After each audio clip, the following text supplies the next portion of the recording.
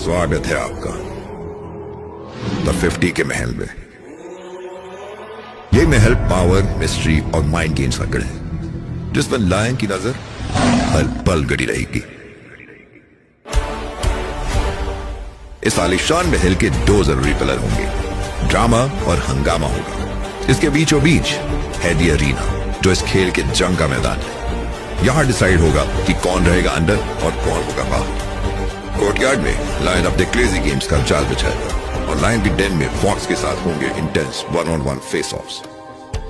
यहां का बस एक ही रूल होगा कि यहां कोई रूल्स नहीं होंगे। इस महल की हर छोटी चीज हर पल सेलिब्रिटीज को याद दिलाएंगे कि यहां सिर्फ लायन का राज चलता है। सिर्फ वही सर्वाइव करेंगे जिनका दिल है स्ट्रॉन्ग और दिमाग है लायन के पंजों से विशाल। तो रेडी हो जाइए द 50 के लिए।